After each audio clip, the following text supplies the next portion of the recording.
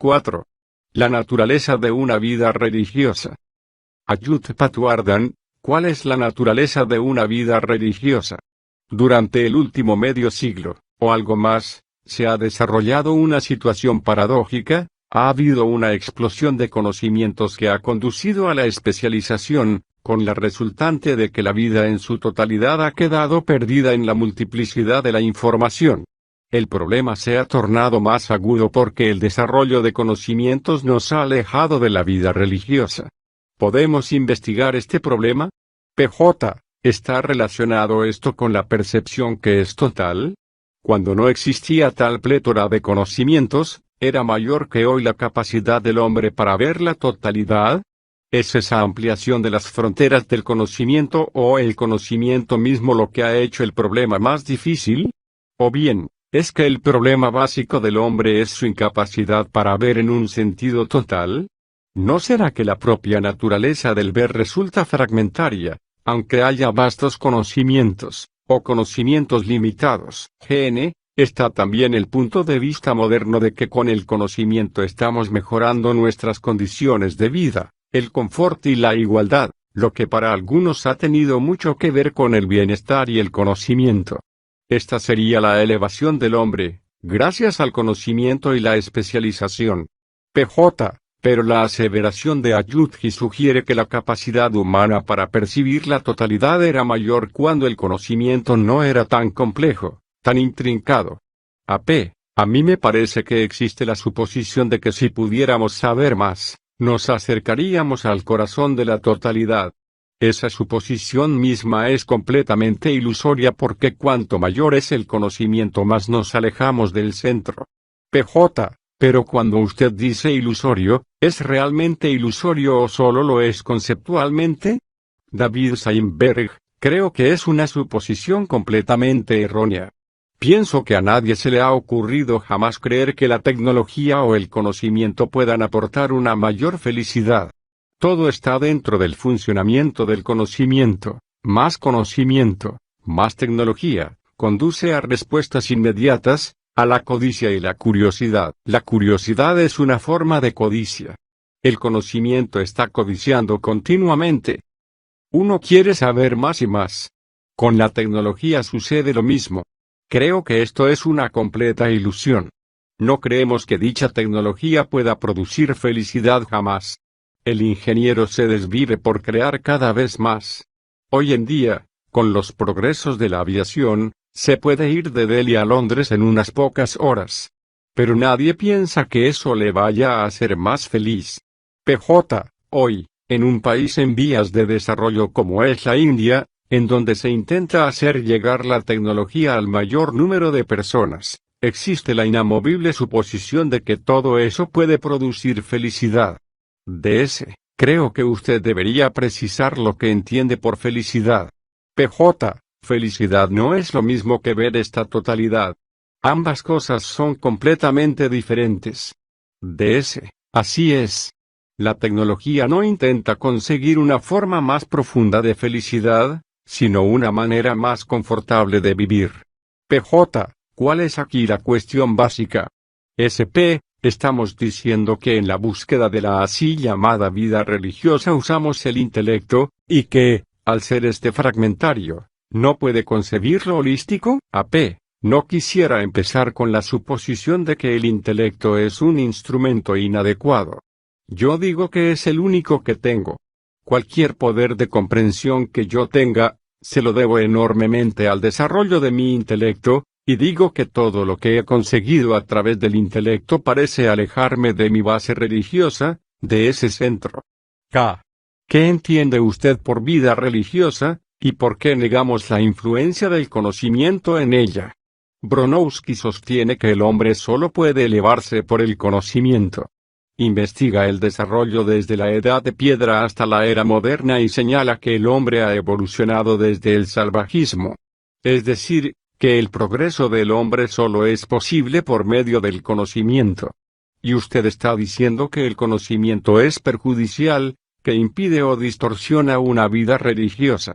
AP, una vida religiosa es absolutamente esencial para restaurar la cordura de la existencia humana.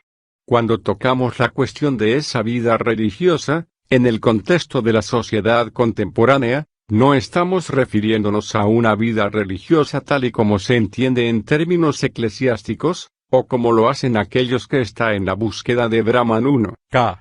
Señor, ¿podría definir lo que usted entiende por una vida religiosa, la naturaleza de una mente que es religiosa? AP. Una vida religiosa es esa percepción que nos da una visión del bienestar humano, no distorsionado por tendencias contradictorias y autodestructivas. No estamos buscando ningún tipo de moksha 2 teórico o metafísico. Lo que deseamos es la capacidad de ver el bienestar humano como un hecho indivisible, y de vernos a nosotros mismos como agentes de ese bienestar humano. K. Usted está diciendo que una vida religiosa tiene que ver con la dignidad, el bienestar y la felicidad humanas. ¿No es cierto? AP. Así es, señor. El desarrollo del potencial humano. K. Cuando usted usa el término religiosa, me pregunto cuál es la profundidad, la significación de esa palabra, la calidad de la mente que afirma que está indagando en una vida religiosa. Usted dice, señor, que el conocimiento es el factor principal que impide una vida religiosa.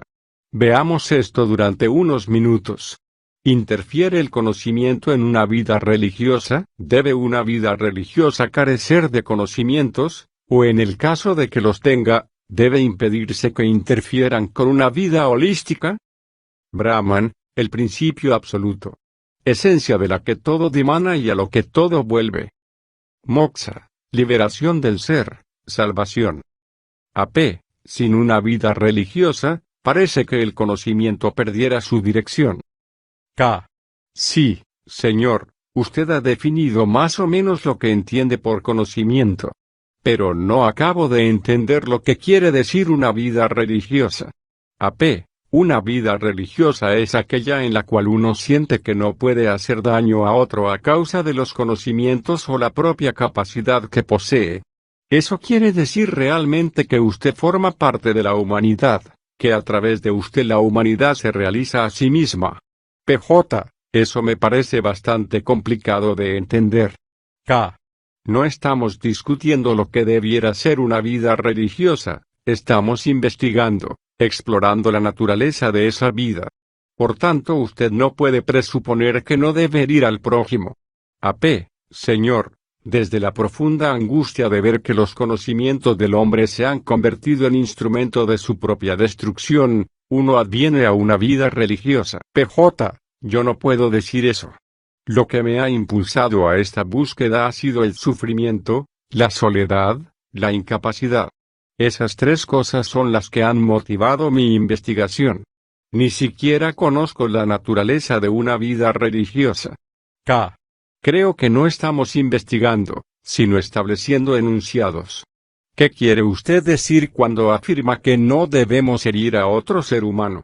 AP. ¿Le es posible al conocimiento no ser una fuente de destrucción? PJ. Antes de que toque ese tema.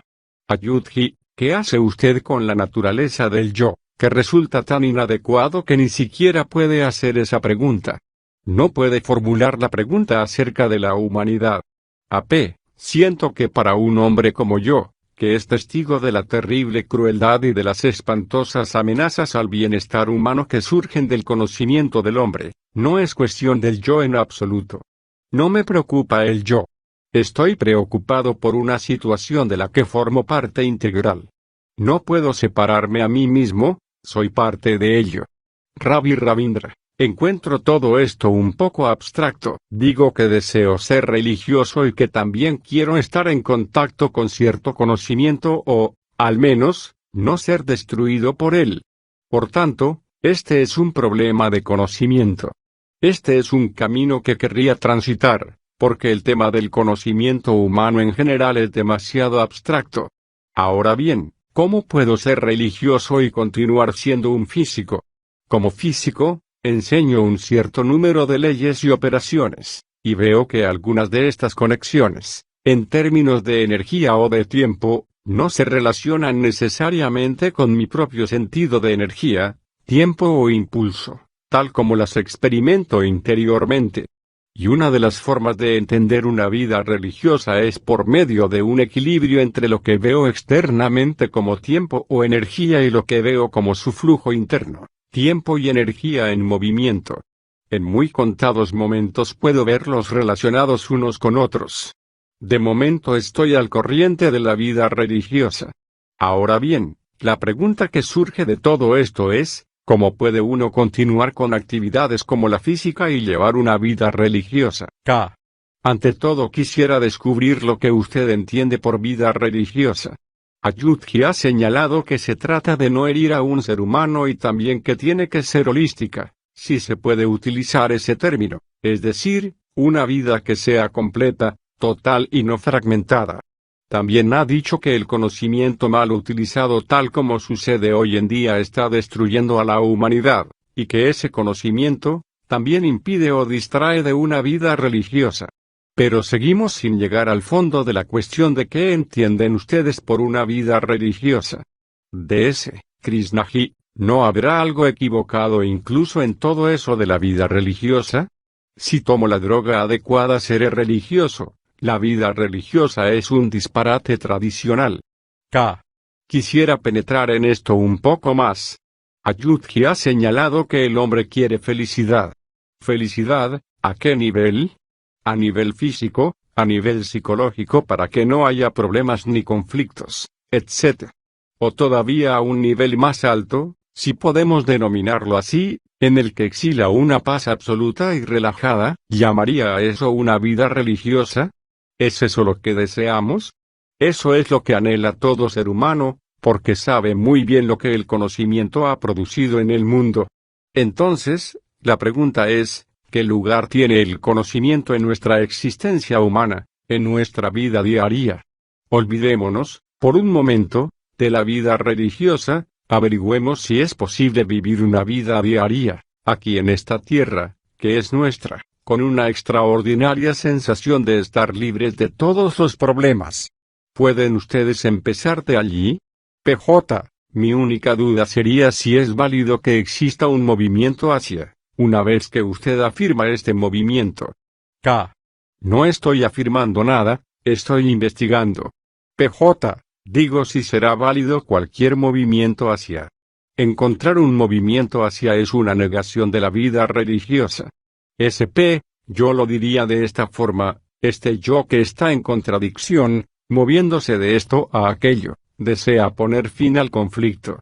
Así pues, es algo muy válido lo que estoy buscando, y al decir usted que un movimiento de aquí hasta allí no es válido, formulo la pregunta, ¿cómo termino con toda esta confusión? PJ, pero hay un movimiento.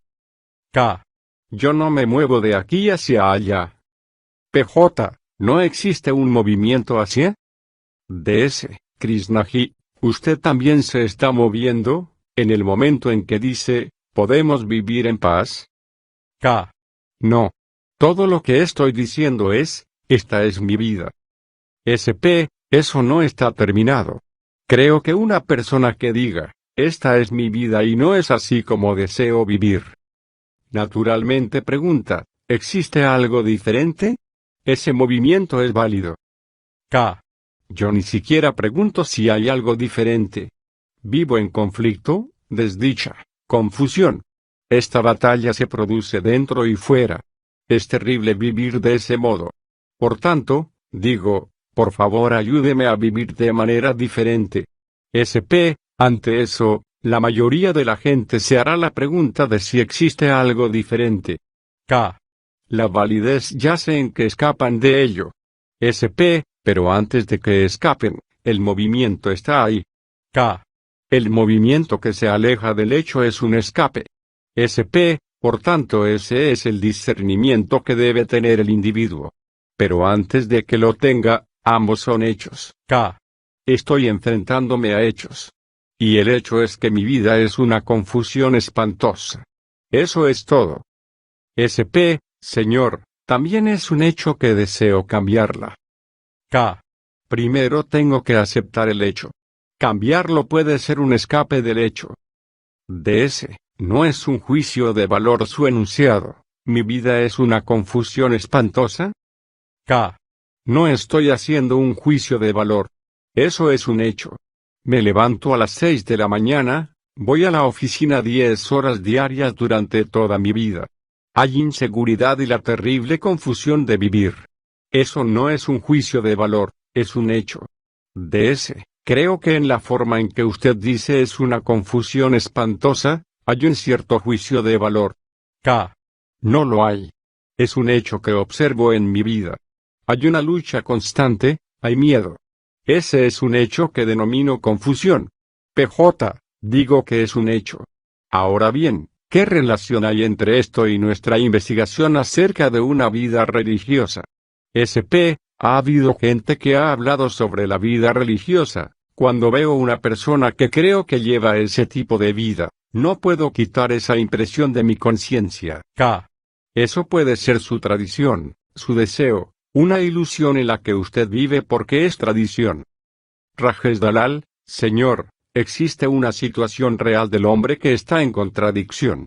Al reconocer esa contradicción como un hecho, dice que desea cambiarla pero no sabe en qué transformarla. El transformarla en es un movimiento que se aleja del hecho. Me doy cuenta de que vivo en conflicto con mi mujer, con mi marido o con quien sea, y lo que deseo es conocer la naturaleza de ese conflicto, no transformarlo en otra cosa. Ahora bien, ¿cómo cambio el hecho de que no puedo llevarme bien con mi esposa? Para mí, una vida religiosa es aquella en la que todos esos problemas han terminado completamente. Rajesh Dalal. Eso es una suposición. No. No es un hecho para usted, pero lo es para mí.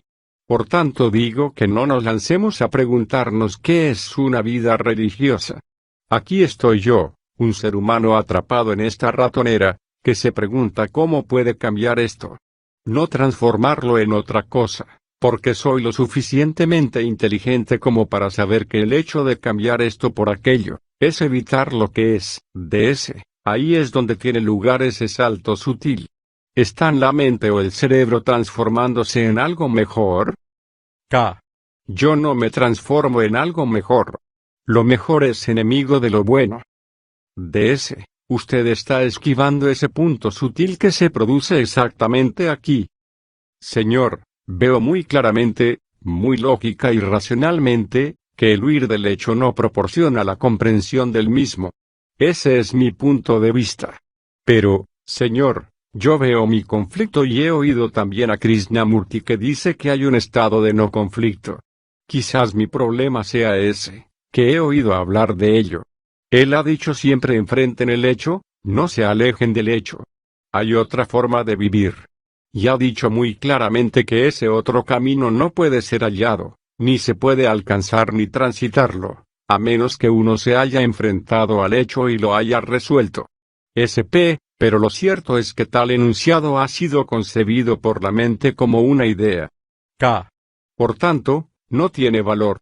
En la medida en que es una idea, carece de valor. Aclaremos esto. El hecho es que tengo miedo. Yo no me enfrento al hecho de que está surgiendo ese sentimiento, sino que me formo una idea acerca de ello y actúo según esa idea. Yo digo que no haga eso, que mire el hecho sin transformarlo en una abstracción. Quédese con el hecho, no se aparte de él por ninguna circunstancia.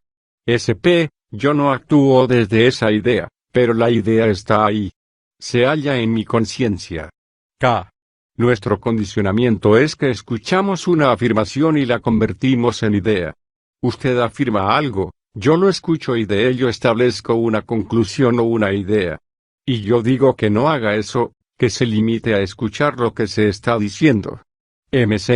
El sufrimiento como tal no es una idea, es real. No. Quiero aclarar esto más profundamente y no decir que es real o no. Cuando existe sufrimiento, ¿es este un concepto, una idea, un recuerdo o es un momento de real sufrimiento? Por favor, descubrámoslo. En el momento del dolor, no existe nada más. Es posible permanecer con ese movimiento sin hacer de ello una abstracción y decir estoy sufriendo, señor. ¿Diría usted que en el momento en que se convierte en una abstracción es una continuación del sufrimiento? No es sufrimiento, Es solo una idea del sufrimiento. Estoy siendo muy claro. AP, si podemos comparar ese sufrimiento con el dolor, existe un impulso de dolor seguido de otro, al que sigue un tercero, etc. De forma que ese dolor puede ser intermitente pero resulta repetitivo y, por tanto, nunca puede tomarse una idea. Es un dolor físico. K. El sufrimiento físico es de otra naturaleza. La repetición del dolor psicológico es el recuerdo de aquello que ya ha sucedido. Vayamos despacio. Usted sufre un dolor, por ejemplo, un dolor de muelas y trata de hacer algo para detenerlo, pero ese dolor persiste. Ahora bien, la continuación del dolor es el registro que la mente, el cerebro, tiene del primer dolor. Es bastante sencillo, ¿no es cierto? PJ, puede convertirse en psicológico. AP, en el momento en que usted lo registra, se vuelve psicológico. PJ, pero un dolor físico como ese tiene una naturaleza distinta del psicológico. Este último parece como si fuera la sombra del dolor físico. No surge por una razón particular. Se muestra de muchas maneras. Un día me siento deprimido, otro me siento solo, al siguiente me siento incapaz. Todas esas manifestaciones son un reflejo de mi profundo e íntimo dolor e incapacidad, que es algo psicológico. Krishnagi afirma que en el momento preciso en que surge el dolor, hay una acción que, siguiendo el hilo de la continuidad, conecta este sufrimiento con el siguiente. Y él afirma que puede producirse un corte de este en el instante en que surge. Ahora bien, me gustaría adentrarme en la naturaleza de tal corte. MZ, ¿quiere usted decir que ese corte debe producirse entre el dolor real y el salto a la abstracción? K. ¿Es eso lo que está usted diciendo, Pupul? PJ, lo que yo digo, señor, es que usted parece insinuar que en el instante en que surge el sufrimiento psicológico, hay un corte debido al cual la continuidad cesa. K. No, no hay corte. PJ, ¿no se produce ninguna acción en absoluto? K. Creo que es algo muy sencillo. ¿Estamos discutiendo el dolor físico o el psicológico? Me siento durante 4 horas en el sillón del dentista, con el torno y todo lo demás. Cuando abandono el sillón ya no hay registro de ese torno. De ese, pero usted lo recuerda ahora. K. El sufrimiento es un hecho real. Tiene lugar en el momento en que surge. Aparentemente no parece que seamos capaces de ver ninguna otra cosa más que ese sufrimiento. Cuando usted no trata en absoluto de apartarse de él, no hay registro. ¿Ha escuchado usted esta afirmación? Es decir, cuando no se aleja de ese momento, eso que llamamos sufrimiento, no hay registro de él, no hay recuerdo. ¿Puede la mente, el cerebro, permanecer completamente con esa sensación de sufrimiento y nada más? SP, en ese momento no tengo la cualidad del sufrimiento en mi mente. Cuando usted pregunta esto, ello no tiene realidad. La mente se encuentra trabajando, pero no atrapa la cualidad de ello. Usted pregunta si el cerebro puede permanecer con el momento del sufrimiento. Es un hecho real, no una idea, que todos los seres humanos sufren. No es que yo sola sufro. K. ¿Está usted sugiriendo, señor, que ese hecho no se registra porque usted no huye de él? En el instante del sufrimiento no hay registro. Eso solo sucede cuando el pensamiento entra en juego y se aleja del instante de dolor. En este momento, usted no está sufriendo y, sin embargo, existe un inmenso sufrimiento a su alrededor. ¿Está usted en contacto con eso o es solamente una idea el que todos los seres humanos sufren? SP, no hay contacto. Krishnamurti, que la humanidad sufre es solamente una idea. K. Explore ese punto. ¿Qué significa? Una idea no es un hecho. Entonces, ¿por qué la tiene? SP, ¿cuál es la naturaleza de ese contacto? De ese, ¿cómo es que estamos en contacto con eso? K. No estamos en contacto, está ahí. Veámoslo de forma diferente. ¿Siente usted que es el resto de la humanidad, que usted es toda la humanidad? De ese, algunas veces. K. No estoy hablando de algunas veces, señor PJ, Quisiera volver atrás. ¿Hay algo más en el momento del sufrimiento?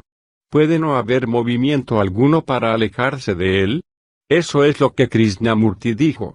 El movimiento de alejamiento es el movimiento de registro. K. El movimiento es el registro. DS. Quisiera hacer otra pregunta. ¿Hasta qué grado hay cierta implicación del movimiento en ese mismo acto de estar sufriendo, o de estar en conflicto? Una persona sufre porque alguien que era importante para ella ha muerto. Ya está atrapado en un movimiento.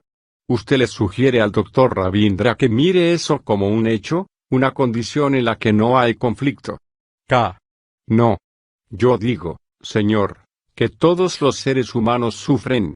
Eso es un hecho, y al investigar todo ello o quizás no investigando sino teniendo una percepción inmediata de ello, insisto, lo que no es una investigación usted comprueba que el sufrimiento continúa. Cuando eso queda registrado surge todo el problema. ¿Cómo puedo liberarme del sufrimiento, y todo lo demás? Yo estoy preguntando, investigando, ¿es posible que no haya un registro de ese? No estoy polemizando con usted. Me parece que el hecho del sufrimiento es ya el acto del registro. K. Evidentemente, ese es nuestro condicionamiento. Y si yo soy consciente de él, consciente de lo que está teniendo lugar realmente, entonces la misma percepción de eso le pone fin. Esa es la paradoja. K. No es una paradoja, es un hecho.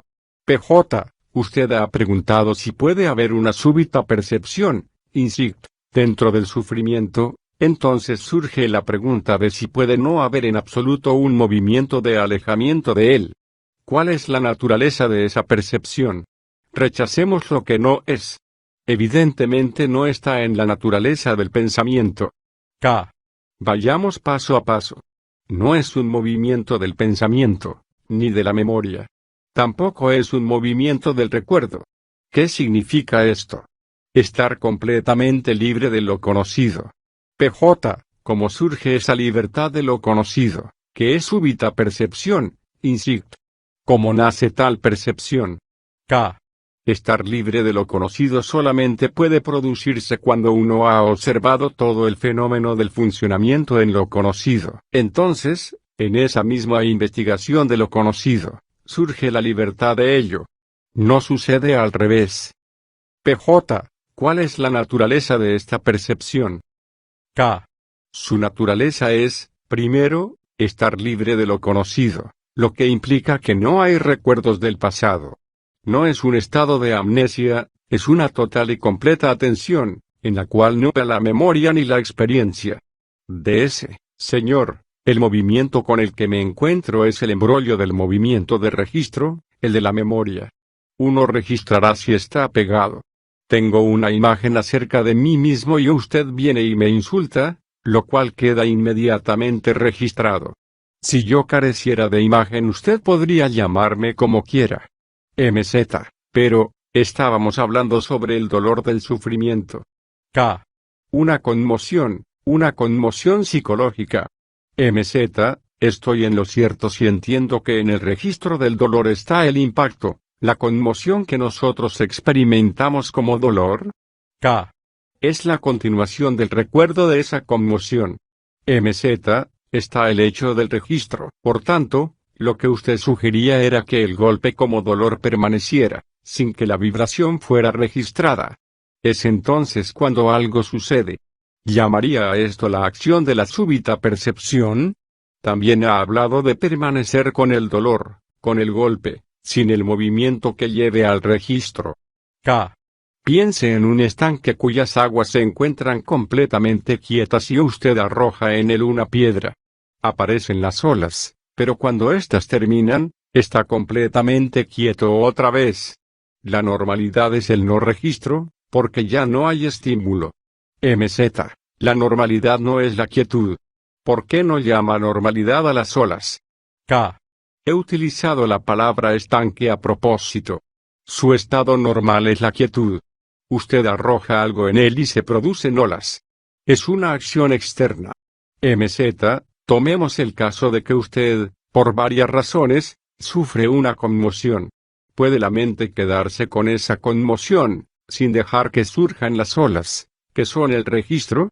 SP, normalmente lo que sucede es que hay una conmoción, y la observación de la misma está en la naturaleza de la dualidad, el observador sintiendo la conmoción. K. Tengo una conmoción y, de momento, quedo paralizado, no me puedo mover. Mi hijo ha muerto.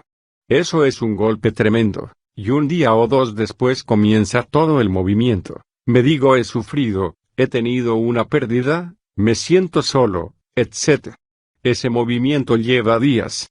Lo que yo sugiero es, ¿puede uno quedarse enteramente con ese dolor? Entonces, no se producirán las olas. SP, ¿quiere usted decir que si eso se entiende no habrá soledad ni dolor? K. No. Solo estoy diciendo, mira usted el sufrimiento de una manera holística, que lo incluye todo, o lo fracciona en sufrimiento, dolor, placer, miedo, ansiedad. Por eso sugiero que una vida religiosa es aquella que es holística, en la cual hay una comprensión profunda, insight, y total dentro de toda la estructura y la naturaleza de la conciencia y la verdadera terminación de ello. ¿Hemos contestado a la pregunta o no? PJ, empezamos a tantear la cuestión. K. ¿Y dónde nos encontramos tras ese tanteo? Porque después de tantear tengo que llegar a algo. PJ, puedo quedarme con la naturaleza del tantear, lo cual quiere decir que tanteo dentro de toda la naturaleza del conocimiento y lo sitúo, lo pongo en su lugar correcto, para que no siga interfiriendo con mi percepción. El conocimiento está creando caos en el mundo, destruyendo a la humanidad. Sin vivir una vida religiosa, el conocimiento inevitablemente destruye a la humanidad. K. Afirmamos que el mismo progreso a través del conocimiento es la destrucción del hombre y que, para evitar tal destrucción, debe colocarse ese conocimiento en su justo lugar, y que hacerlo así es el inicio de una vida religiosa. Esto es a lo que ha llegado nuestra investigación. Madrás, 2 de enero de 1979, parte 2. K. Hemos dicho que según algunos científicos, como Bronowski y otros, existe la superación del hombre por medio del conocimiento. Ayudji señalaba que el conocimiento está destrozando el mundo. Estuvimos investigando lo que es una mente religiosa y qué entenderían ustedes por una vida religiosa. AP, señor, el problema es que con el progreso de la tecnología, el conocimiento se ha diversificado y especializado. La mente tiende a perder el sentido de globalidad, con el resultado de que la mente fragmentada del hombre es la fuente del daño. El conocimiento nos está impidiendo ver la totalidad. Nos es posible comprender el proceso por el cual podamos vislumbrar la mente religiosa. K.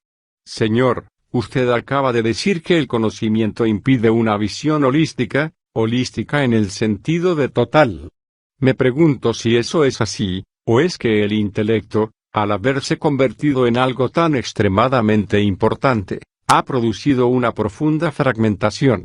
¿Será que la adoración del intelecto con todas sus actividades ha ocasionado una sensación de ruptura en toda la naturaleza del hombre? Planteo esto para que sea discutido, no como una teoría. ¿Lo aceptarían? Porque el intelecto implica el movimiento total del pensamiento, el conocimiento y la comprensión a través del pensamiento. Cuando se usa esa palabra significa que el pensamiento ha comprendido lo que se ha dicho. El pensamiento, que es instrumento del intelecto, siendo esencialmente limitado, ha producido esta división, esta fragmentación del hombre. El pensamiento no es el movimiento de una mente religiosa. DS, usted afirma que el pensamiento no es el movimiento de una mente religiosa. Ciertamente la mente religiosa piensa. K. Permítame explicar eso. Dije que el pensamiento no puede contener a la mente religiosa. Al ser el pensamiento mismo un fragmento, todo cuanto haga traerá fragmentación y una mente religiosa no está fragmentada.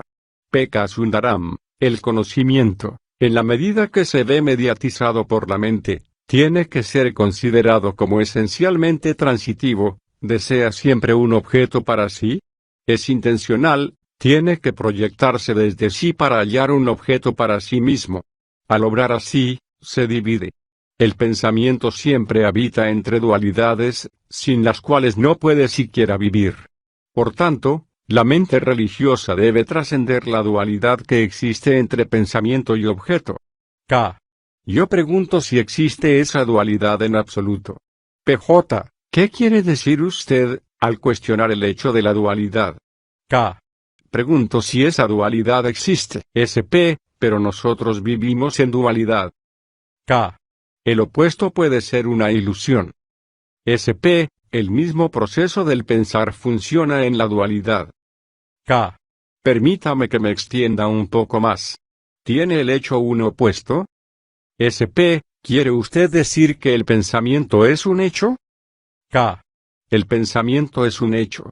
Y lo que ha inventado fuera de la tecnología, es una ilusión, los dioses, los rituales. Lo que se considera mente religiosa no es más que una ilusión, siendo ilusión una percepción con una cierta dirección, un prejuicio, una fijación. Estamos diciendo que un hecho, ira o envidia, carece de opuesto. PJ, yo cuestiono todo eso de la dualidad y el hecho. Usamos la palabra ilusión porque usted ha introducido el término. K.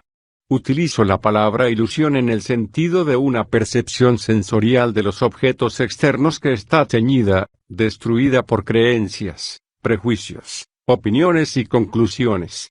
A eso lo llamaría ilusión. PJ, utilizaré una frase que usted ya usó en otro contexto. Mi rostro es observable en el espejo, también lo es el de Ayuji. Yo separo mi rostro del de Ayuji, hay dos rostros. También eso forma parte de la conciencia dentro de mí. ¿Cómo puede asegurar usted que los dos que están dentro de mí, son una ilusión?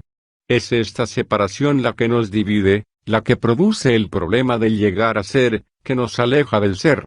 Y es en este movimiento del llegar a ser donde existen todos los otros procesos de comparación, de opuestos, de quiero y no quiero, del más y el menos.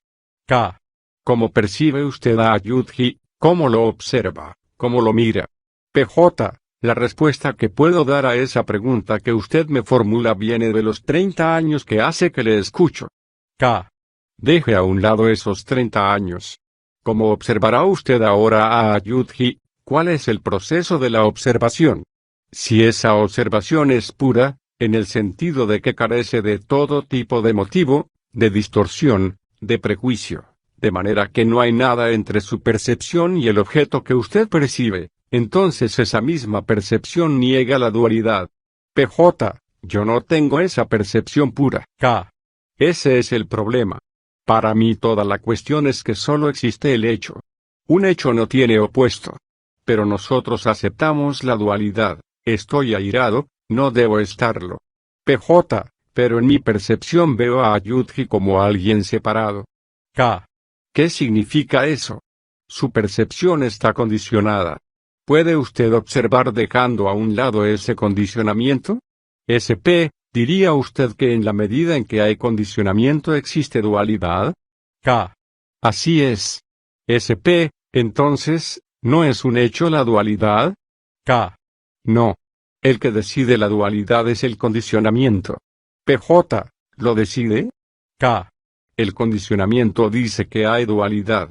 PJ, usted utilizó la palabra apartar. ¿Qué implica eso? K. Apartar implica que no hay un usted para apartar. RD, ¿es ese apartar una ilusión? K. No. Déjeme que se lo explique. La percepción de la pena y el movimiento de alejarse de esa percepción es la continuación de la pena. Esa continuación que es memoria, que es el recuerdo de un incidente que fue penoso, crea la dualidad. ¿Puede la observación ser tan completa que no haya observador y objeto observado, sino solamente observación? Apartar significa estar consciente del movimiento total que se aleja del hecho, lo cual crea dualidad. Entonces, es cuando se produce una observación pura en la que no existe dualidad. DS, Krishnaji, ¿está usted diciendo que en el acto de ver a Ayuji, hay una conciencia del propio acto de crear la separatividad? K. Sí. Eso quiere decir que su conciencia está condicionada por el pasado, la tradición y todo eso, por tanto, Hay dualidad. DS, pero, ¿hay una conciencia de todo ese movimiento? K. Sí. DS. Lo que usted acaba de decir es para mí una idea teórica. K. ¿Por qué es una idea teórica? DS. Porque esa no es mi percepción. K. ¿Cómo conseguiría esa percepción, no la mía, sino la percepción? Si usted examinara eso, quizás podríamos profundizar en la cuestión del no movimiento, en la que hay un no movimiento de percepción. DS. ¿No movimiento de percepción? ¿Quiere decir una percepción que no se mueve? Por favor, explique eso. K. Estamos diciendo que cuando hay percepción sin observador, no existe dualidad. Esta se produce cuando está el observador y lo observado. El observador es el pasado. Entonces, a través de los ojos del pasado tiene lugar esa observación, lo que crea la dualidad. PJ. El único punto en cuestión es que al decir usted cuando hay percepción sin observador, está utilizando la palabra cuando. K. Sí, porque RR me dice que todo esto es para él una teoría. PJ. Por eso yo me pregunto, ¿cómo puede llegar una persona al estado en el que haya cesado el cuando? Yo estoy observando y compruebo que mi observación se ve interrumpida. También me doy cuenta de que esa interrupción se debe a que carezco de la energía necesaria para mantenerme en ese estado de observación. K. ¿Por qué no tiene esa energía? La percepción no necesita energía. Usted solo percibe. DS. Es válido lo que ella dice acerca de que se pierde energía. Pero, ¿se trata de una cuestión de pérdida de energía o existe una forma sutil de compromiso cuando miro a Yudhi? De alguna manera, ¿estoy apegado a crear dualidad? En otras palabras, yo deseo que él esté ahí, para que, de una forma u otra, yo pueda continuar relacionándome con él como una entidad separada. Creo que es ahí donde se disipa la energía, porque estoy apegado al hecho de considerarlo como un objeto. Es algo que necesito, su mera presencia y dualidad, una droga que me satisface. Es allí donde se disipa mi energía. Es porque en la mayoría de los casos hay un compromiso de dualidad. K. No hay compromiso. Se trata de su tradición o de su condicionamiento. Toda su perspectiva es esa. DS. En cierto sentido, para mí es mucho más fácil crear la dualidad porque entonces sé. PJ. Todavía no hemos llegado al núcleo del problema. GN. Está funcionando el núcleo de la memoria. Estamos entrenados en el funcionamiento de la memoria, y eso está, de alguna manera, asociado siempre al conocimiento, y cuando están presentes el funcionamiento de la memoria y el conocimiento, se produce la dualidad. K. ¿Por qué se está convirtiendo todo esto en un problema? Estamos continuamente transformando los hechos en problemas. Nos encantamos todo el tiempo en el mundo de la dualidad porque estamos continuamente ordenados por las ideas. Para mí se trata de algo muy sencillo. Veo que no podemos quedarnos con el hecho porque estamos obsesionados por las ideas. GN, el problema es que estamos adquiriendo conocimientos todo el tiempo y el conocimiento se convierte en memoria. En este proceso avanza la dualidad. Eso puede ser un problema o puede no serlo. Hay algo más que eso. AP, veo que el hombre solamente puede sobrevivir como una totalidad indivisible, pero el peso de mis condicionamientos y los requerimientos de mi vida diaria fuerzan la separatividad, y esta es tan potente que parece eclipsar la percepción de que el bienestar del hombre es indivisible. ¿Cree usted que estoy creando un problema porque manifiesto esto? El problema se halla implícito en la situación humana. K. ¿Qué es un problema? ¿Cuál es el significado de la palabra? AP. Una contradicción. K. No. Un problema es algo que no está resuelto, algo que usted no ha logrado clarificar y que le está molestando, preocupando día tras día, durante muchos años. Lo que él pregunta es por qué no resolvemos inmediatamente algo que surge como un problema, en vez de llevarlo con nosotros persistentemente. PJ, señor, lo que él ha dicho es inaceptable. Hay otras muchas cuestiones implicadas en esto. No es necesario que Krishnaji me diga que existe una fuente de energía, de percepción, que yo no he contactado. Sin contactarla, sigue habiendo una solución parcial del problema. Sigo eternamente preso dentro de la estructura del tiempo. Sé que es imperativo para la condición humana que exista una fuente de energía, la cual una vez alcanzada transformará físicamente nuestra forma de pensar. K. ¿Se convertirá eso en un ideal, en una idea? K. ¿A qué llama usted idea? DS. Una idea es un pensamiento que expone o presenta una percepción constructiva. Muestra la forma de ordenar una percepción. Es algo que tiene que ver con exponer, con mostrar. K. El significado original es observar. Mírelo en el diccionario y verá qué significa percibir. Es decir, percibir esa flor y no hacerse una idea sobre ella. DS. Ese no es el sentido con que se usa generalmente. PJ. Incluso si usted utiliza su significado corriente, la idea es algo que yo muevo hacia. K. Acabo de escuchar una afirmación hecha por usted o por el Dr. Steinberg. ¿Por qué debería hacerme una idea de ello? ¿Por qué no puedo ver una flor que está ahí enfrente y limitarme a observarla? ¿Por qué debe haber una idea? PKS. Si no la veo como una mosca, no veré la mosca en absoluto. K. Puedo no llamar mosca a eso que se mueve allí. Le llame como le llame, es siempre esa cosa. DS. Todo el acto de percepción en el sistema nervioso está organizado de esta forma. K. Organización, sí, pero no de esa forma. Y, sin embargo, yo la denomino mosca. SP. ¿Está usted diciendo que puede ver la forma de nombrarla? K. ¿Por qué no puede hacerlo usted? PKS. ¿No está la percepción de la forma en el mismo nivel que la percepción de la mosca? K. ¿Puedo observarlo a usted o usted a mí, sin establecer una conclusión, sin formarse una idea de mí? PKS. Es posible. K. Comenzamos discutiendo el papel del conocimiento en la vida religiosa. Comencemos de allí nuevamente y giremos en torno a ello.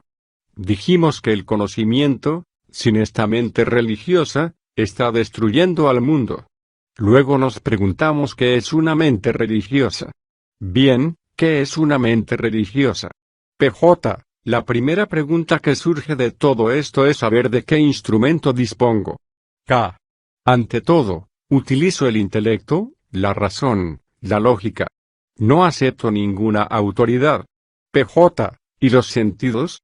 K. Naturalmente, están implícitos. La lógica, la razón, todo eso está implícito, cordura, sin ilusión, sin una creencia que condicione mi investigación. Todo lo cual implica una mente que se halla libre para mirar.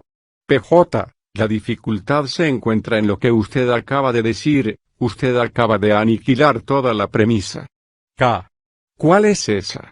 PJ. La estructura de la conciencia humana. K. Entonces, ¿qué es la conciencia humana? PJ. Su estructura es el conjunto de pensamiento, creencia, identidad, movimiento, devenir, K. y dogma. Así pues, conciencia es el movimiento completo del pensamiento con su contenido. Soy hindú, creo en la puja 1, reverencio, rezo, siento ansiedad, miedo, todo eso constituye el espectro completo del movimiento. PJ. ¿Qué lugar ocupa la palabra cordura que usted incluye en esa totalidad? K. La conciencia de uno mismo es una conciencia insensata. GN. ¿Quiere usted decir que la cordura no está atrapada en el engaño? K. Cordura significa sensato, sano, no fingido. No pretendo ser sano, no pretendo hacer puja y que ello me llevará a algún tipo de paraíso. Eso es una necedad.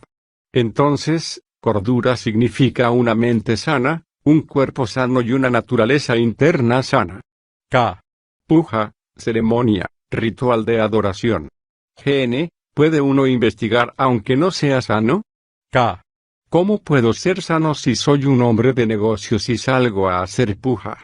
Eso es insensatez, locura. PJ. ¿Dice usted que esa conciencia con todos esos elementos nunca podrá investigar? K. Eso es lo que estoy diciendo. Entonces, mi conciencia es un manojo de contradicciones, de esperanzas, ilusiones, miedos, placeres, ansiedad, dolor y todo eso. ¿Puede esa conciencia encontrar una forma de vida religiosa? Evidentemente, no puede.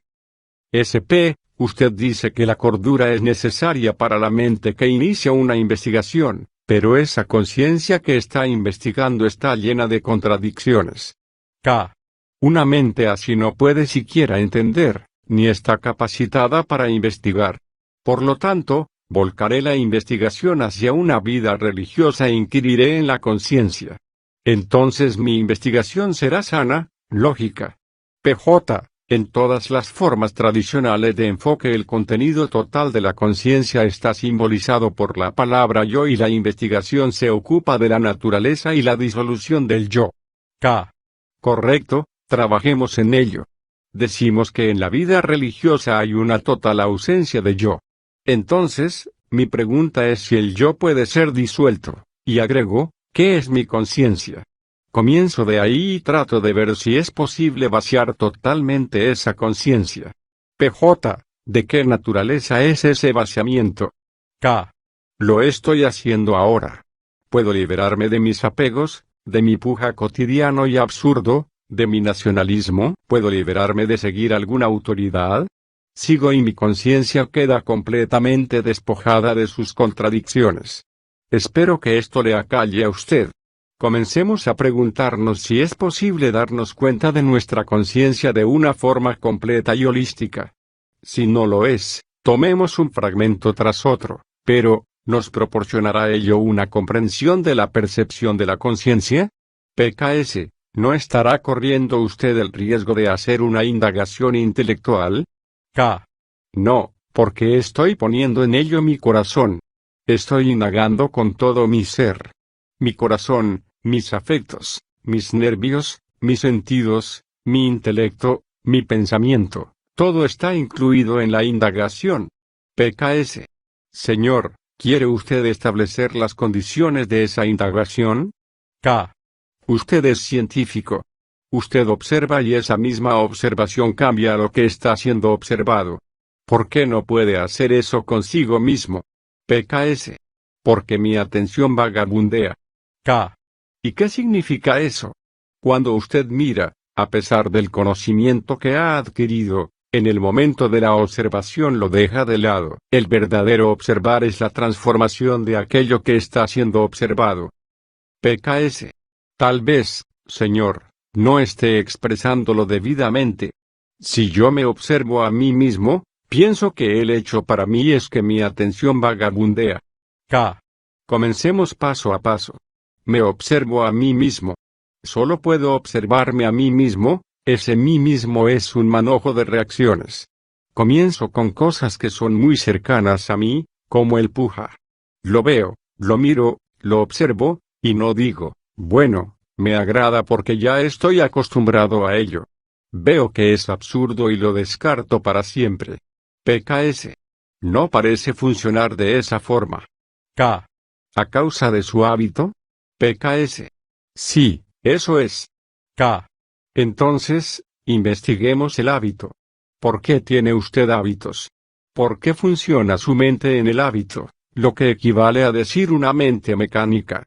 ¿Por qué es mecánica? ¿Es acaso porque resulta más seguro que sea mecánica?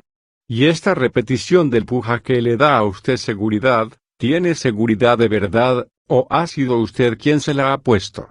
PKS. Soy yo quien se la da. K. Entonces elimínelo. PKS. Ahí es donde está la dificultad. Puedo ver que mi mente es mecánica o que está atrapada en el hábito, pero eso no parece conducirme a lo que usted parece sugerir de eliminarlo. K. Porque su mente sigue funcionando en el hábito. ¿Tiene usted hábitos? ¿Son buenos hábitos? ¿Son malos o son solo hábitos? ¿Por qué se encuentra usted atrapado por ellos? PKS. Volvamos entonces. Decimos que la conciencia que se encuentra en contradicción y confusión, vagabundea de una cosa a la otra. Hay una batalla que continúa. En tanto esa conciencia esté allí, usted nunca podrá tener una percepción pura. ¿Es posible originar en la conciencia una total ausencia de ese movimiento de contradicción? SP, veo lo que es la repetitividad, es decir, la acción mecánica del puja, y lo aparto de mi sistema. Y hablando de otras cosas, cuando veo lo que son muchas de sus partes, las rechazo también. Pero, aún así, subsiste el problema de terminar con el contenido de la conciencia. Se puede terminar con un fragmento, pero el problema es terminar con la totalidad de la conciencia. K. ¿Dice usted que va viendo de forma secuencial, fragmento a fragmento? Entonces nunca podrá terminar con la fragmentación. SP, eso es lo que vemos después de 10 o 15 años de observación. K. No puede. En ese caso usted se habrá preguntado si existe una observación total. Escucho la afirmación de que mediante la fragmentación, examinando la fragmentación de mi conciencia que es infinita, no podrá ser resuelto de ese modo. Pero, ¿he escuchado?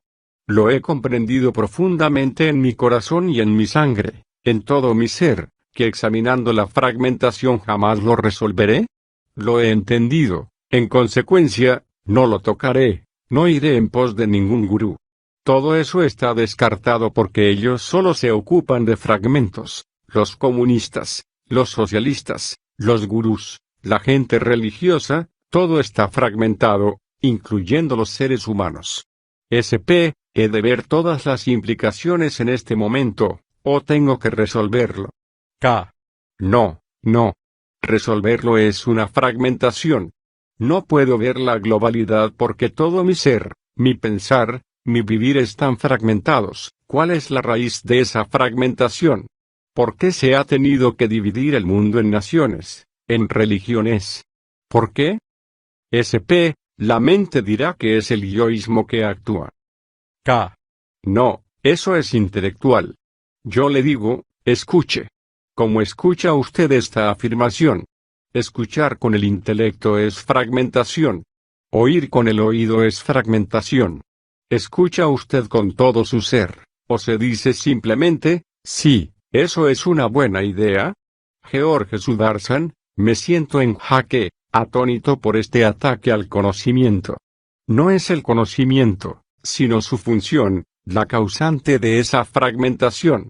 Por tanto, volvamos a la pregunta de antes, ¿qué es una vida religiosa? Es el cese de la contradicción entre causalidad y espontaneidad. La mayoría de las cosas que suceden en el mundo son causales, es decir, tal acto produce tal efecto, si ha sucedido esto debe haber sido por eso o aquello. Todo esto es comparación, copia. Si usted no puede copiar un sistema, no puede hablar acerca de una ley o del sistema, es por esto que muchas de las cosas de nuestro mundo son producto de la experiencia, de la cual hablamos en términos de causalidad. Por otro lado, afortunadamente, también nos vemos sujetos a la experiencia de espontaneidad, experiencias de movimiento sin causa, sin tiempo, en las que solo hay un funcionar.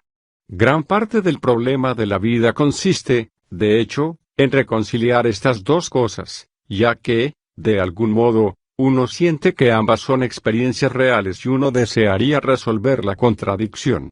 Hasta donde he podido observar, creo que cuando se mueve uno en el modo de funcionamiento espontáneo, de hecho no existe posibilidad de que falle.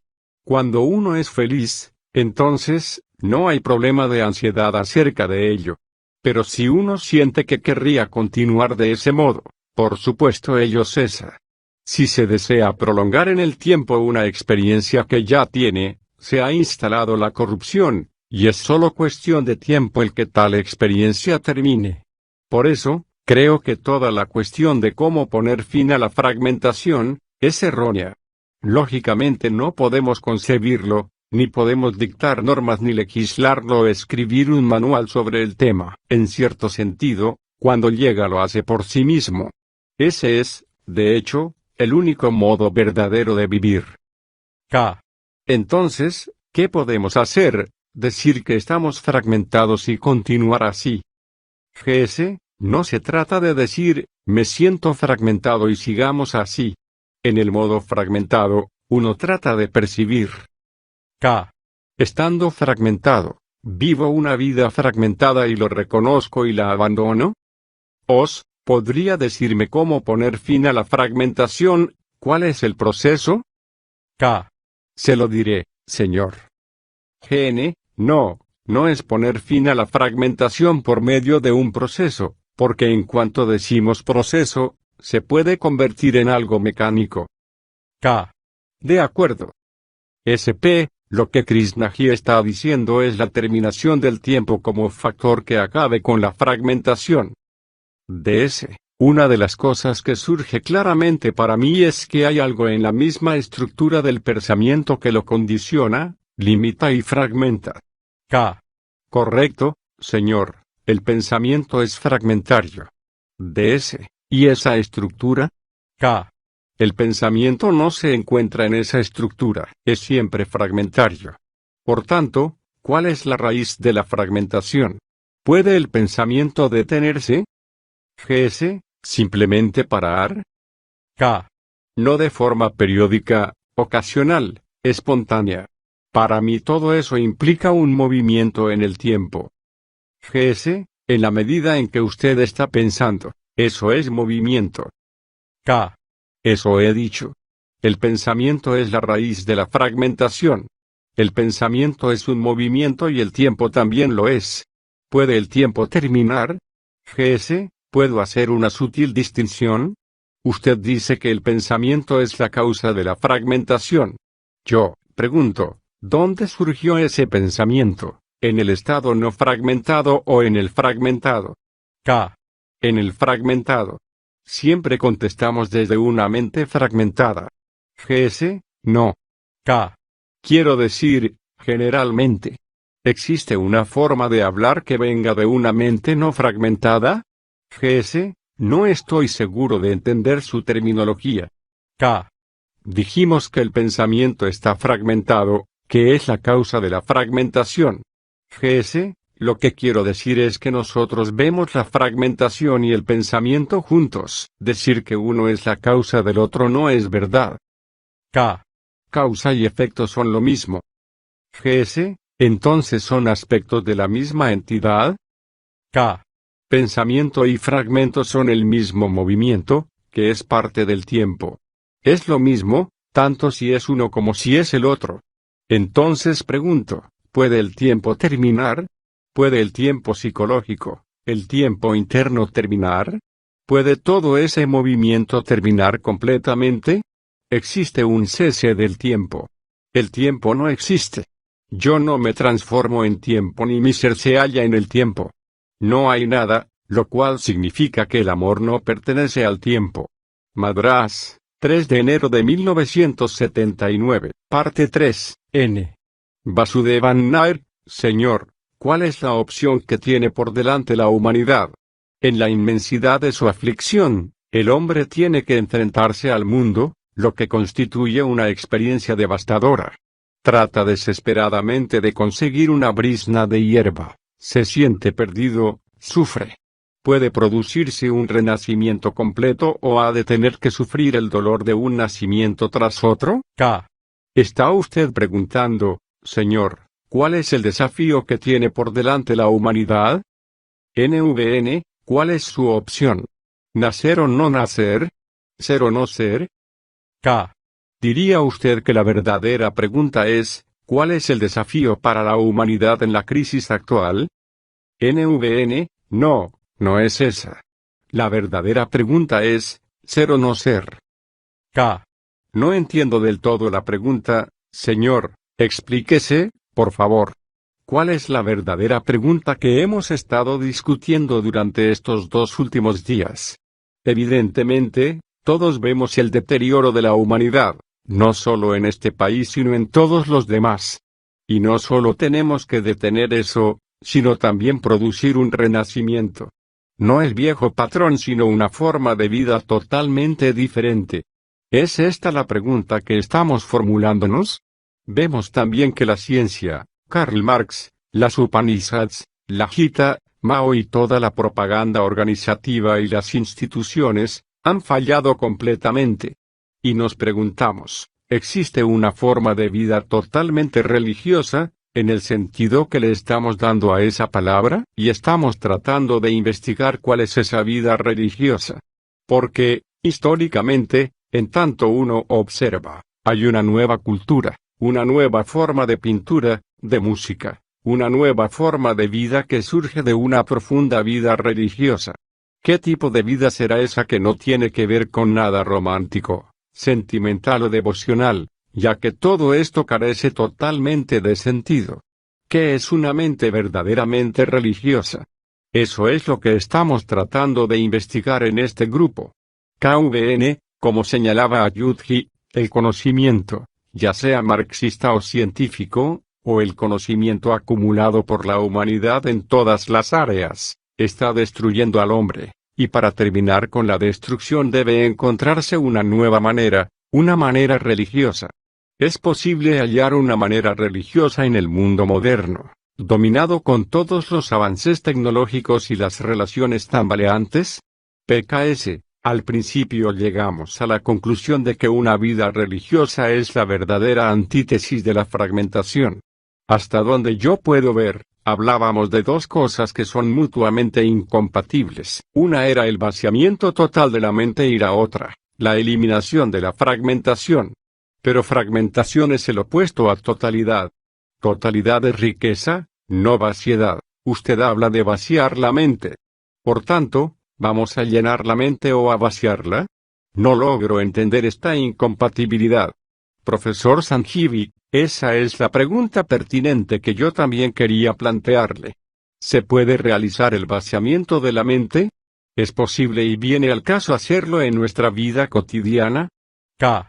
Estamos tratando de examinar una forma de vida que no es fragmentaria sino total, holística, que quizás pueda conducirnos a una verdadera vida religiosa. Hemos dicho que, debido a que el pensamiento mismo es limitado, todos sus movimientos son fragmentarios. El pensamiento mismo está fragmentado. ¿Aceptarían esto? Señor, hay una dificultad para aceptar eso. Incluso este pensamiento es el resultado de un pensamiento fragmentario, ¿no es así? K. No. Esto no es un pensamiento, es una afirmación. AP, es una percepción inmediata, Insight, aunque usted la llame así, ¿no es el resultado de una personalidad fragmentaria? K. No, señor. GN, tenemos mucho conocimiento, y de él surge una forma de actuar. ¿Cuál es la diferencia entre conocimiento y percepción inmediata? ¿Cuál es la naturaleza de esta última? Usted dice que una vida religiosa es una vida sana. Hay cierta conexión entre esto y esa súbita percepción, que no es precisamente conocimiento, que no es una función de la memoria. ¿Es posible comunicar esta distinción? AP, quisiera añadir que percepción inmediata es diferente a conclusión. Cuando existe conocimiento hay conclusión. Cuando hay una súbita percepción, esta abre una puerta. Por tanto, debemos comprender también la diferencia entre una conclusión, que procede del conocimiento, y una percepción, que es cualitativamente diferente. K. Estamos tratando ahora de investigar qué es la percepción inmediata, insight. DS. También deberíamos discutir la cuestión de cómo le es posible investigar a una mente fragmentada. K. Veamos primero que el movimiento del pensamiento tiene que ser inevitablemente un proceso fragmentado. Usted pregunta si esta afirmación no es también una afirmación fragmentaria. Lo es. Veo el movimiento del pensamiento, lo observo, lo percibo. Incluso mientras observo me vuelvo muy silencioso. Pero, al mismo tiempo, veo la necesidad y la urgencia de un cambio que el mismo contenido de la observación impide. Hay conflicto, porque deseo cambiar y veo que todo es un movimiento del pensamiento. K. Todo eso es el movimiento del pensamiento, y el mismo movimiento es fragmentario. La cuestión y la pregunta es, ¿puede ese movimiento fragmentario concluir? Signo de interrogación abierta. ¿Qué dice usted, señor? DS. Krishnaji, me siento desconcertado, porque incluso la pregunta, ¿puede esto concluir?, surge de otro fragmento. K. Ella utilizó la palabra percepción. Ella observa y percibe su propia vida, y en esa percepción descubre que hay conflicto, que hay fragmentación y surge en ella la necesidad de un cambio. Así pues, el punto esencial que hay aquí es la percepción, el ver este movimiento total del pensamiento.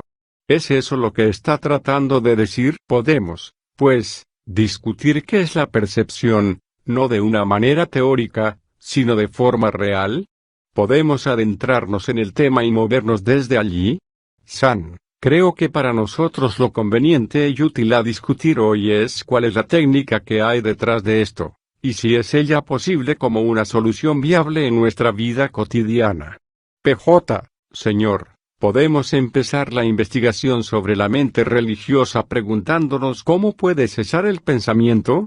San, yo acepto, de momento, su sugerencia de que la solución a todos los problemas sería el cese del pensamiento, el detenimiento del proceso del pensamiento.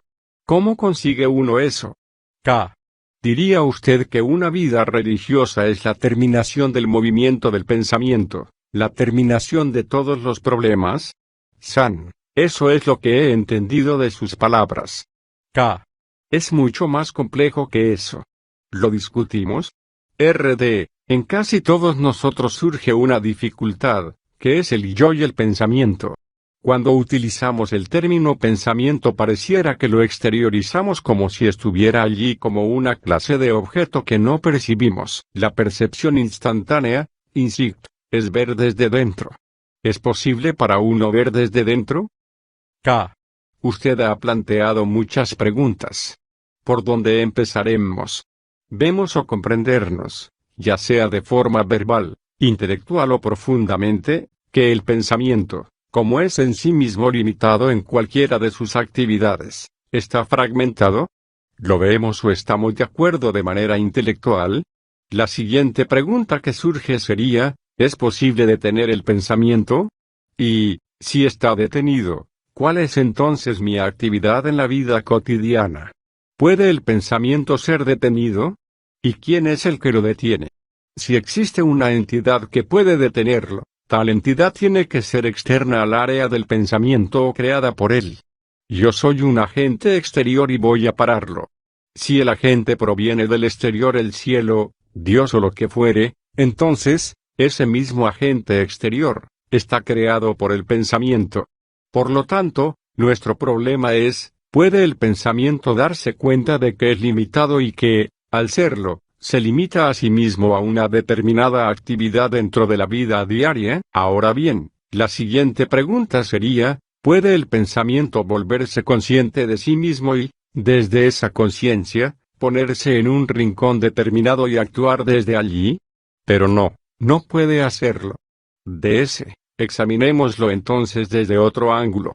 Si deseo clavar un clavo en la pared, necesito un martillo y golpear el clavo. Si quiero ir en un bote remando, me es imprescindible el remo y remar con él. ¿Qué le sucede al pensamiento? El pensamiento no se ve a sí mismo de ese modo. En otras palabras, el pensamiento tiene la misma función que el clavo para el martillo o el remo para el bote. ¿Qué pasa si, por el contrario, se arroja un papel mayor que el que se supone le corresponde? Usted estaba diciendo que el pensamiento posee una función limitada. K. No, señor. La pregunta es esta: ¿puede el pensamiento ser consciente de su propia limitación? RD. ¿Puede el pensamiento, de forma intelectual, pensar que es limitado? K. Eso no es más que otro pensamiento que dice soy limitado. Salgamos de esto por un momento. ¿Puede su conciencia volverse consciente de sí misma? PJ. ¿Qué diferencia hay entre el pensamiento consciente de sí mismo o la conciencia consciente de sí misma? ¿Tiene la conciencia capacidad de reflejarse a sí misma? K. ¿Tiene la conciencia la capacidad de observarse a sí misma, no de reflejarse a sí misma? ¿Existe en la conciencia un ver, u otro elemento, que se observa a sí mismo como es? Es muy importante descubrir si existe la observación. ¿Hay un observador que observa o solo hay pura observación? PKS. Si la conciencia puede observarse a sí misma, creo que entonces estamos introduciendo una dualidad dentro de la propia conciencia. K. Señor, la conciencia está llena de dualidad. Hago, no debo, miedo, coraje. Todo eso es la conciencia. Por eso es tan difícil. Yo digo una cosa, usted otra, jamás coincidimos. MZ, ¿estamos admitiendo que el pensamiento es capaz de reconocer un hecho?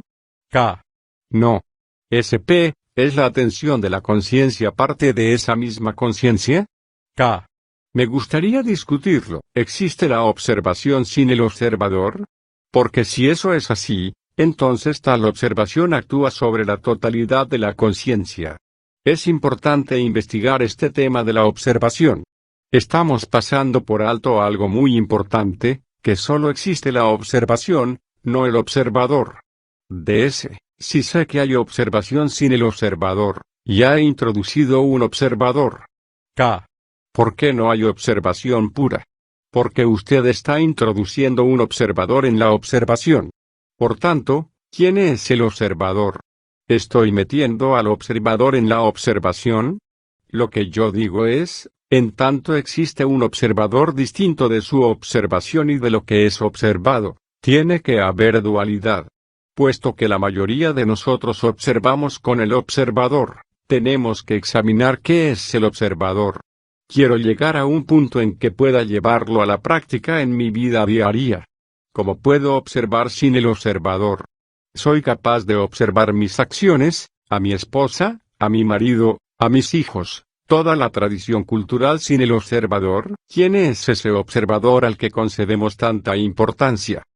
PKS, señor, usted parece estar aceptando dogmáticamente la distinción entre el observador y la observación, no obstante exista un observador aparte de la observación. K.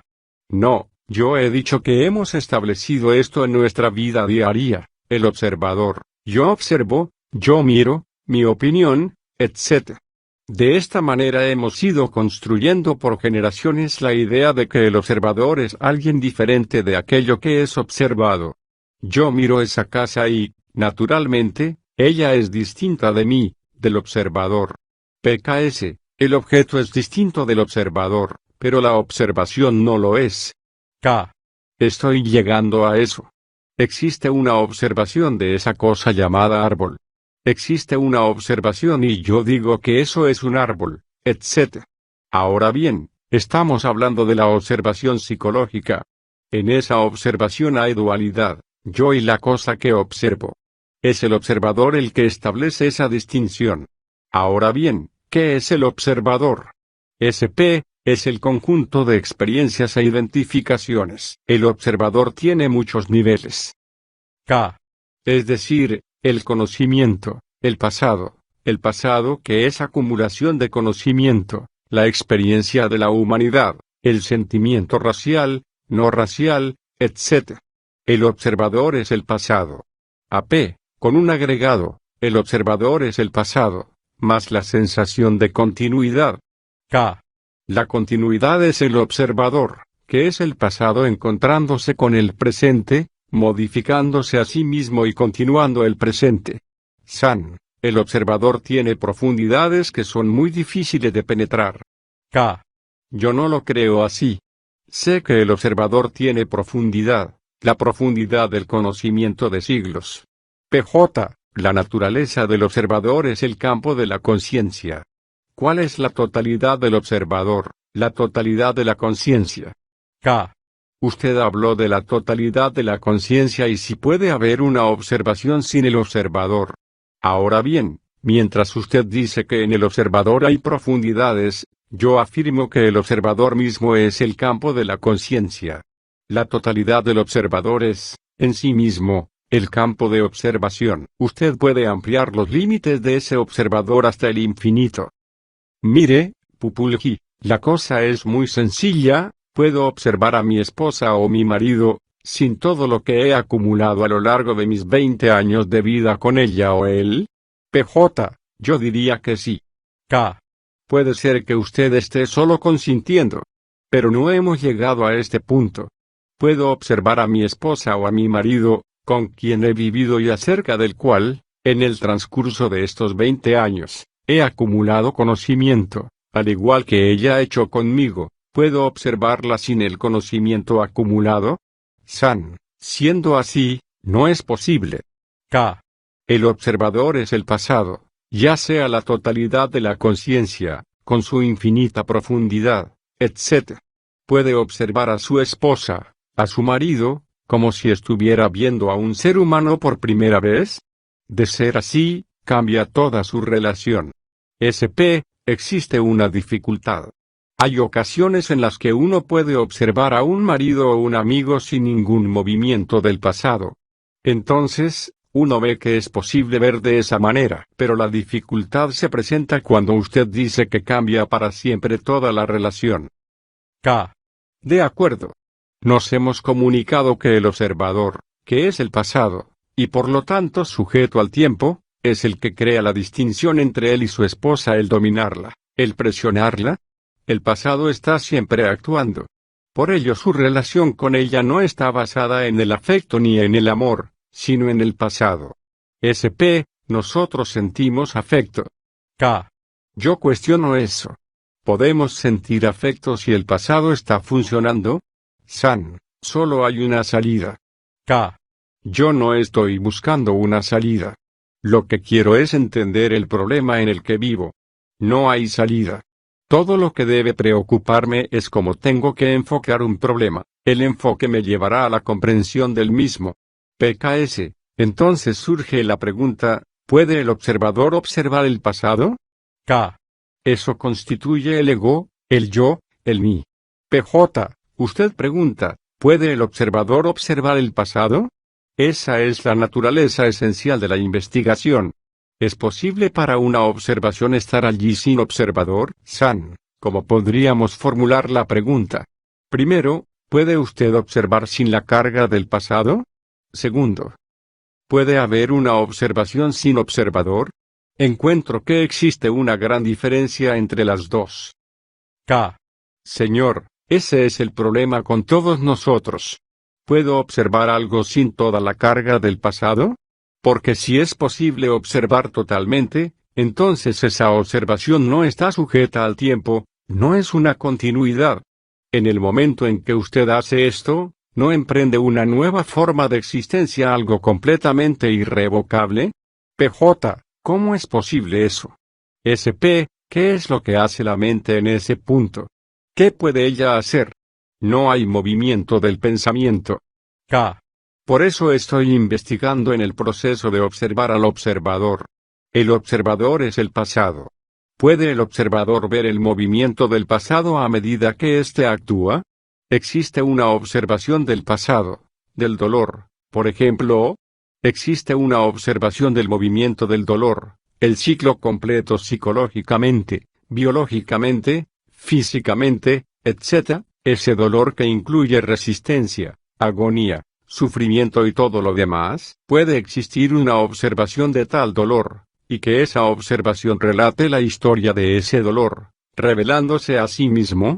¿Es eso impracticable? SP, de nuevo estamos teniendo una visión fragmentaria de la totalidad. DS, todo cuanto vemos, de alguna forma, es la acción del observador. Por tanto, las preguntas surgen de su propia condición. K. Si yo le afirmo a usted un hecho tan simple como que el amor no pertenece al tiempo, en ese preciso momento termina la dualidad, el observador, todo. Entonces, ¿qué es una vida religiosa? Evidentemente, todo lo que funciona en nombre de la religión, todos los rituales, las pujas, los dioses, no es religión. ¿Qué será entonces? Todo eso es desechado, lo que significa desecharse usted mismo, desechar el yo. Por tanto, la esencia de la religión es la total ausencia del mí, del yo. San, ¿qué entiende usted por el yo? ¿Es el ego? K. Ego, ¿qué significa mis características, mis deseos, mis miedos? San, pero no es el mecanismo de la observación. Un instrumento para observar, AP. ¿Aceptaría usted que le dijera que el yo es solo un adhesivo, que tiene la propiedad de hacer que las cosas se peguen? K. La descripción no es el yo. Quiero ver qué es el yo. ¿Puede ser eliminado? ¿Puedo librarme de los celos, de la ira? AP. En la medida en que eso esté presente, el miedo a esto o aquello, careceré de una mente religiosa. Puedo aparentar ser religioso yendo a un templo. Uno tiene que darse cuenta de que es egoísta. El yo es celos, envidia, codicia, autoridad, poder, posición, dominio, apego. Acabe con él. ¿Puede usted no tener ego, vivir sin él y seguir en este mundo? ¿Es eso lo que preguntaba? San. No exactamente. Nos quedamos en que la solución de todos los problemas consiste en parar el pensamiento, detener todo el proceso del pensamiento. Sería más provechoso si encontrásemos una técnica para ello. K. Señor, la palabra técnica significa práctica, una continua repetición que convierte a la mente en algo mecánico. Y una mente así no puede tener amor. Por favor, observe que cualquier sistema tornará mecánica a la mente. Si ve esto de forma intelectual, trate de ir todavía más lejos. Disponemos de infinidad de sistemas, pero nadie ha llegado a nada con ellos. El hecho es que hemos estado hablando de esto muchas voces. Inevitablemente la pregunta es, ¿existe un sistema? En la propia naturaleza del observador surgen las preguntas, ¿cómo puedo ser religioso? ¿Cómo puedo ser altruista? ¿Cómo puedo ser esto o aquello? Todo el mundo desea conseguir otra droga, todos tratan de llegar allí. K. Sí, señor, todos desean ser alguna cosa. Todo el mundo está haciendo algo. Por eso cuanto yo digo es, comiencen desde donde están. ¿Insiste usted en ello? K. Sí. Pero usted habla de ser altruista. MZ. La envidia, los celos y todo eso es donde uno está. En todo lo que él ha dicho subyace la sutil sugerencia de que uno puede liberarse de los celos, de la envidia. K. No, señor, esa es su comprensión, bastante mal interpretada. Yo digo, comience cerca. Porque si usted conoce la totalidad de la historia del hombre, que es usted, ella se termina. Usted no la cambia. K. Es un libro extenso, y yo lo leo. No estoy tratando de cambiarlo. Yo deseo leer la historia completa instantáneamente. SP, ¿cómo puede leer sin un movimiento en el tiempo? K. Solo deseo conocer todo el contenido de mí mismo. La totalidad de mi conciencia es su contenido, y yo estoy investigando. Usted solo puede investigar algo cuando se halla libre, cuando no existen prejuicios, creencias, conclusiones. En ese caso no existe investigación posible de la historia. La historia es el prejuicio, y usted dice léala. K. Al hacerlo se termina. He llegado al final del capítulo. SP, entonces, ¿no está verdaderamente interesado en investigar el contenido sino en pararlo? Hay gente que está buscando sistemas. De forma intelectual veo que un método, un sistema no podrá en absoluto poner fin al problema. Por eso, no busco. Ahora bien, la cuestión que se plantea es, ¿qué hago? Estoy aprendiendo y observando, pero el medio del que me valgo sigue siendo el intelecto, y yo estoy sentado, observando con usted.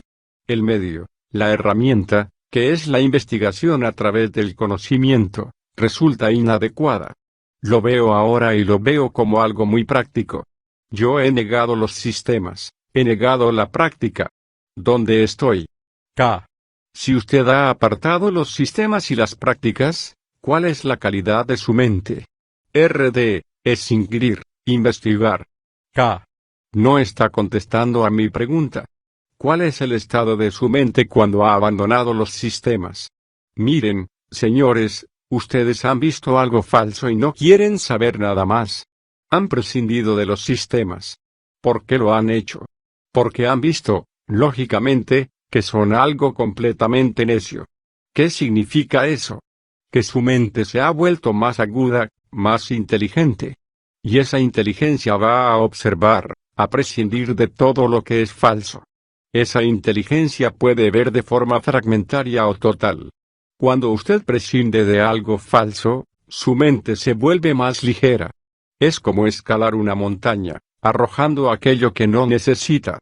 Su mente se vuelve muy clara, y, por tanto, tiene la capacidad de percibir lo que es verdadero y lo que es falso.